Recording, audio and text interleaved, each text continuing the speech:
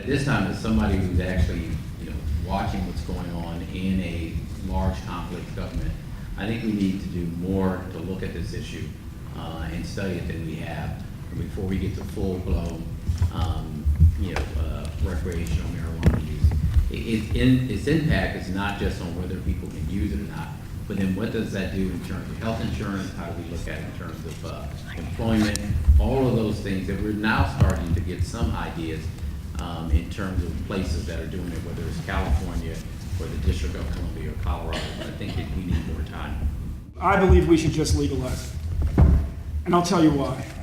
In the midst of 2 years ago this week, the second anniversary of the uprisings, I asked a member of BPD, retired, to go talk to the former commanders across the city, to the current commanders across the city. He said all of them agreed that they couldn't tell exactly why the violence was surging over the last 2 years, but in the last 10 years, half of the killings in the city were one group of marijuana dealers killing another group of dealers.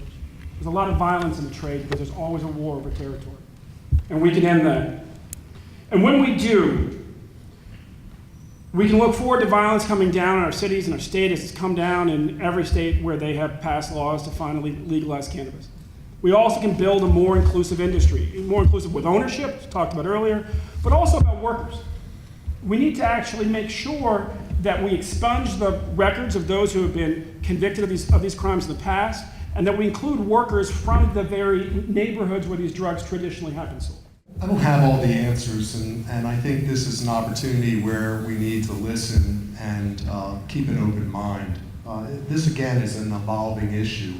I remember my former boss, Kurt Schmoke, a state's attorney, when he first became mayor of Baltimore, he publicly said that we need to decriminalize marijuana, and he got his head handed to him. And geez, he was making a good point. He was just ahead of his time. I think we need to, I'll tell you what just impacted me last week. I had a double shooting in Baltimore County, and I asked my police chief what it was about. He said it was a marijuana deal. I said, they're killing each other over marijuana? He says, yes. So it's really pushing me to start thinking about where we go as a state. Now, on the other side, I've got 2 teenage sons, and I have to balance those questions with them. So I recognize alcohol is over 21, and there could be a way to rationalize this, but I think we need to look at other states that have legalized it and learn some lessons from them. And ultimately, if we do take this path, it becomes an opportunity for revenue that pays us for education, roads, and everything else. I am now the lead sponsor of the bill to actually provide for the legalization and taxation of marijuana for adult use in the state of Maryland.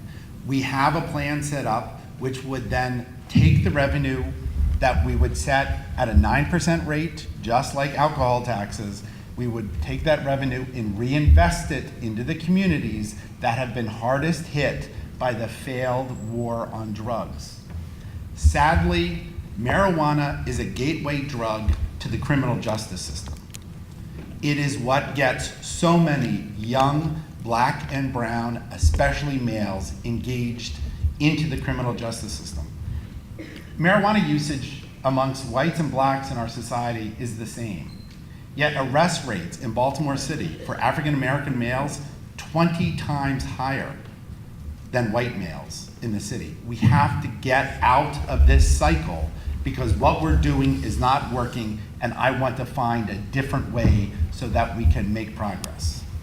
We have a fully baked plan to do so on the Ross campaign.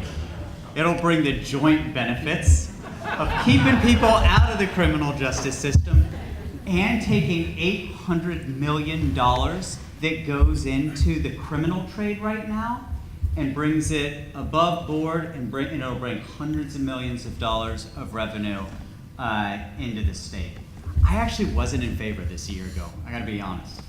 I don't smoke weed. I've got a 15-year-old, a 13-year-old, 11-year-old. I don't want them to smoke weed. It's bad for you.